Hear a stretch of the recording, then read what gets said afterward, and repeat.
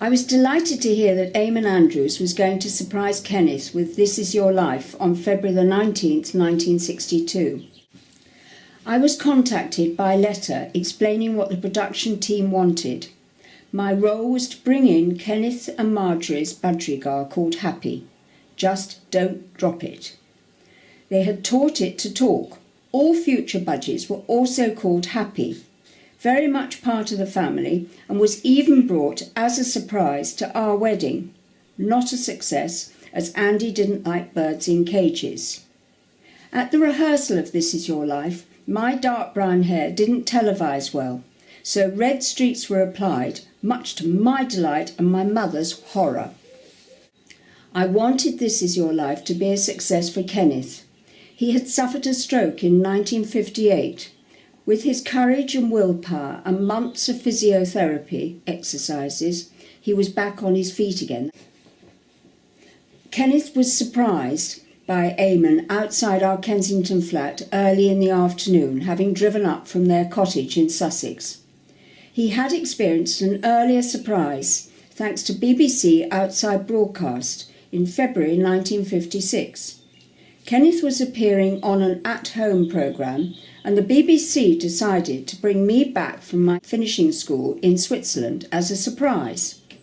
He did admit afterwards that it took a lot of control not to use an inappropriate expletive.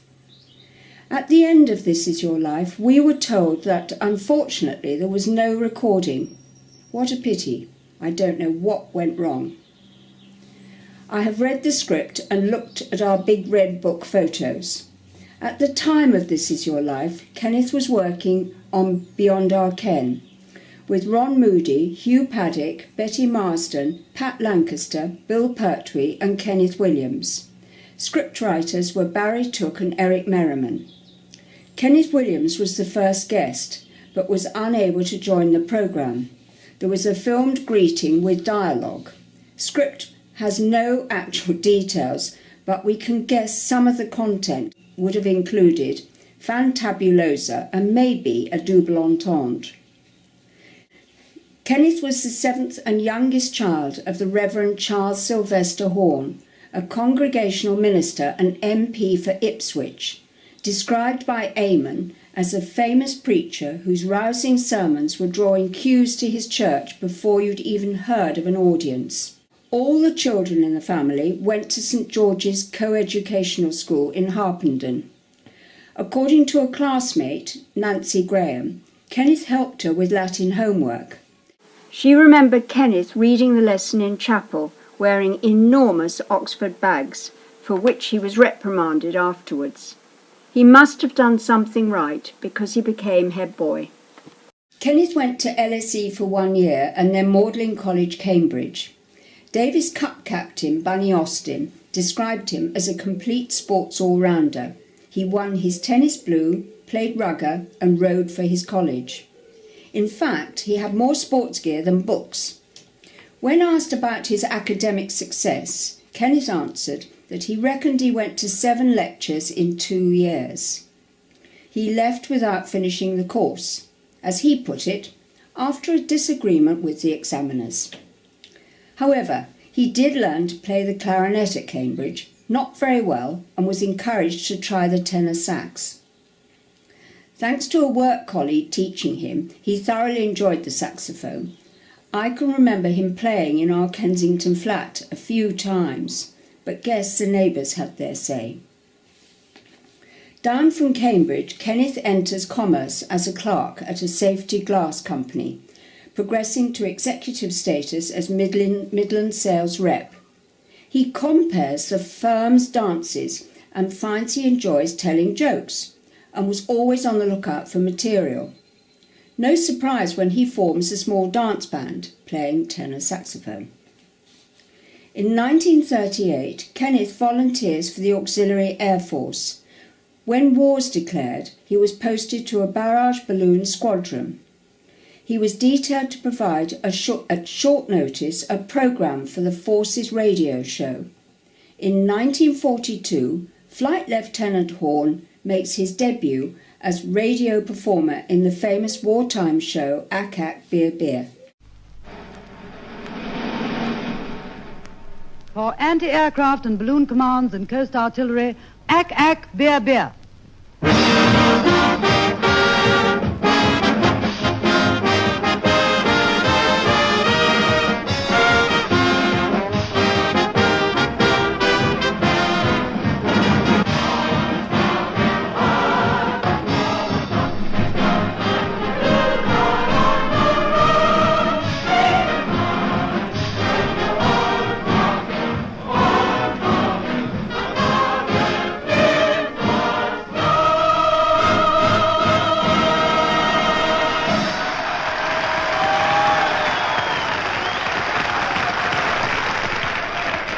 Yes, forces, here to begin with is Quizmaster Wing Commander Kenneth Horne.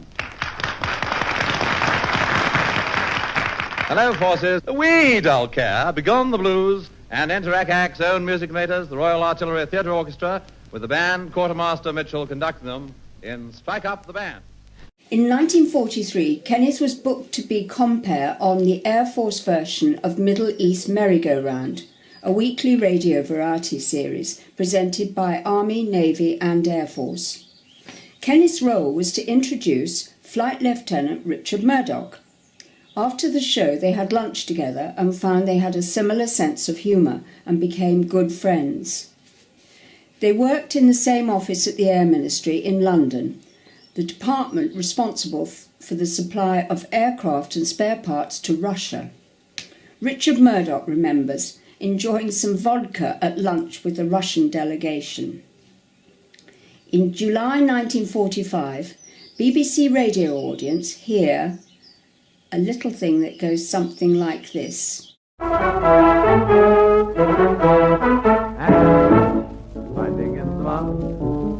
Although these instruments are hard to master, diddle-it-pop-pop that much, landing in the bar. We can perform much better and much faster. Well, let's both play this bit in case our talent's overlooked.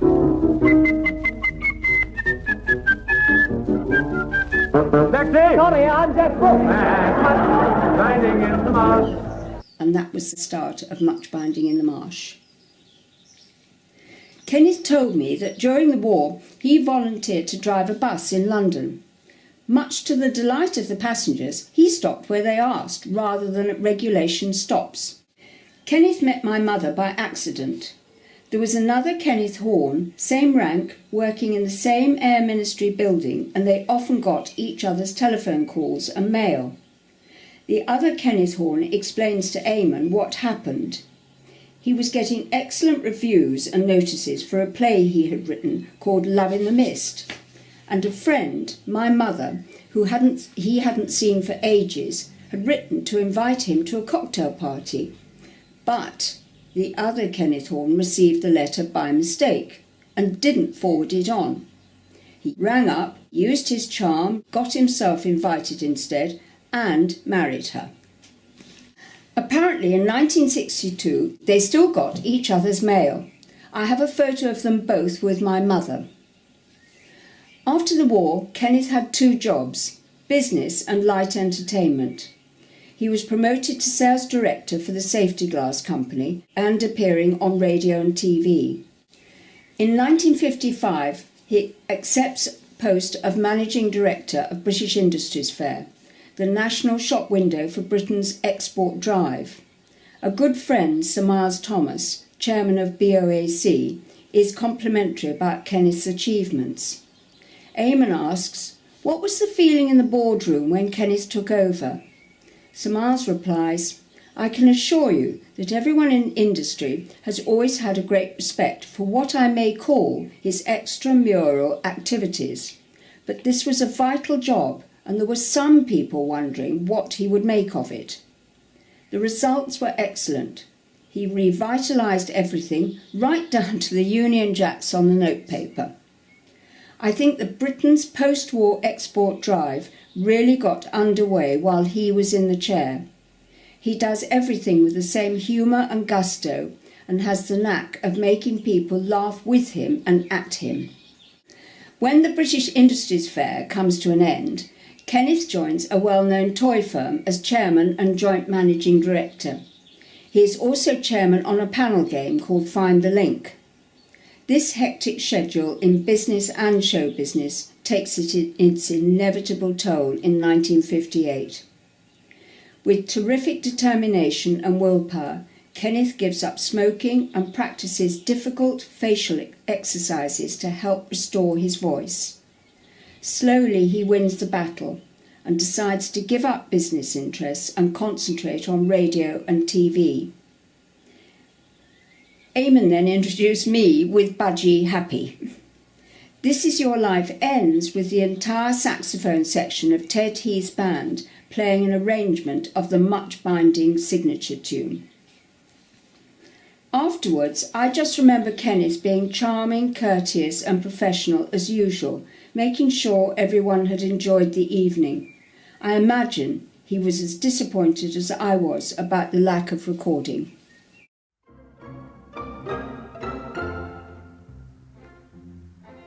A wandering minstrel I, a thing of shreds and patches, of ballad songs and snatches, a dreamy lullaby. My catalogue is long, through every passion ranging, and to your humours changing. I tune my supple song, I tune my supple song. My father was killed at Dunkirk in 1940, and Kenneth became my wonderful stepfather when I was 5. It couldn't have been easy negotiating with my mother and nanny, but he did keep me out of the limelight most of the time. I knew he was a bit special when I was with him shopping for Christmas presents, etc., but he was just still Daddy. He always wore a carnation, was very generous and great fun to be with. Thanks to him, I learnt to cope with gentle teasing. He used to say, "You only tease the people you love." He influenced my sense of humour and interest in words. He enjoyed crossword puzzles and disliked split infinitives. There used to be a groan in our house when we heard one on the radio.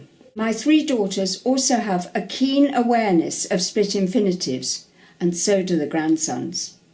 As a child, Kenneth became very fond of music, especially Gilbert and Sullivan songs sung round the piano with his family. My husband Andy's godfather was Harold Abrahams, the Olympic runner whose story was told in the film Chariots of Fire. Years later, Harold told us that he remembered a very happy evening spent with Kenneth singing Gilbert and Sullivan songs together. What a small world. In 1951, while Kenneth was sales director at the Safety Glass Company, there was the annual dinner where the ladies were all given presents. I was 12 when Kenneth asked me if I would thank the chairman and directors on behalf of the ladies. He didn't want me to use a microphone, so I practiced my small speech standing at the far end of the flat until Kenneth could hear my voice clearly. Good training for public speaking, if a bit early. He was very professional and promised me that he would make sure I could be heard, and I promised him that I would learn the words properly. Good teamwork. I have a photo of him as I am speaking, and he looks terrified. Apparently, it was a great success. I think his school experience may have helped him to cope with my atrocious behaviour at boarding school. After a phone call from the headmistress to my mother with the ultimatum that, if I didn't improve my behaviour, I would be expelled, poor Kenneth was told to sort it out. He arrived at school, took me out for a delicious tea. I had a lovely afternoon with him with lots of laughs. Just before dropping me back, he gave me a big hug and asked me to try to behave better. Of course I did, because I wanted to please him. He was great.